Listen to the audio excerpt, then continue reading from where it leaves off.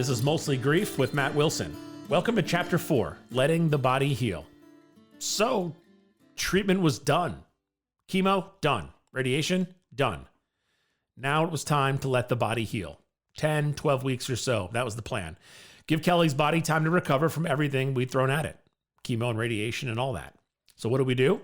We focused on the same thing we've been focusing on the entire time. The end point, the surgery.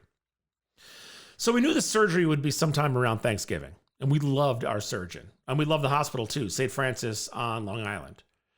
And the plan was exactly what we've been told from the start. Remove the rectum, remove the tumor, and while you're in there, perform a complete hysterectomy. Might as well remove all the places cancer likes to hide.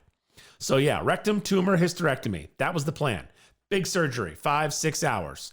And we were like excited for it is the words. Excited. We were excited for the surgery. As excited as you can be for a major surgery like that. We both believed this was the moment right before the finish line. Get through the surgery, recover, maybe a little maintenance chemo, and then life. Normal life. Christmas, kids, and the feeling that we've gotten through something enormous together. We really thought we were a few months away from being done with cancer. But letting the body heal wasn't exactly a relaxing vacation. We still had at least 2 doctor's appointments every week, right? Blood work, oncologist check-ins, MRIs, CT scans, meeting with the surgeons, meet the other surgeon, pre-op appointments, frequent COVID tests, doctor's office after doctor's office after doctor's office. And this was, of course, all over the tri-state area. Connecticut, New York, Long Island, wherever we needed to go is where we went. But the good part is, without treatment in her system, Kelly was actually feeling a little better. So we got to do a few things, right? We went on a date or two. We went to some family picnics and barbecues, took the kids to the dentist, went to the pumpkin patch, sat outside and had bourbons with our neighbors. Just a little bit of normal. And that was really nice. But mentally and emotionally, we were 100% under the impression that this was almost over. We don't have a surgery date yet, but it's looking like it's going to be mid to late November, probably right around Thanksgiving. Like I said, in there for 5 to 10 days and then home recovering after that.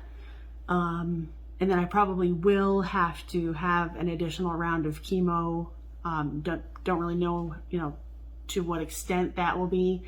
They're going to run pathology tests, obviously, from the surgery, and depending on what those pathology tests say, we'll determine what kind of chemo plan happens after the surgery. But that's just to make sure that, if anything is left behind, that it gets killed off before it has a chance to take hold. So happy to do that as well. Whatever they need to do to make this thing go away, I'm happy to do it.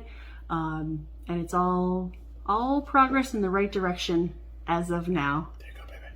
Thank you. So cheers to good health. That was a glass of red wine you heard at the end. We poured a little bit of red wine that night. It was really good hearing her voice sounding stronger. No chemo for 10 weeks will do that to you. And that clip, that perfectly captures where we were mentally back then. Hopeful, grateful, looking forward, and believing that the worst was finally behind us. The next episode of Mostly Grief is Chapter 5, Surgery Number 1. That's right, number 1. There's more to the story than we knew at the time. Thanks for listening. I'll see you in Chapter 5.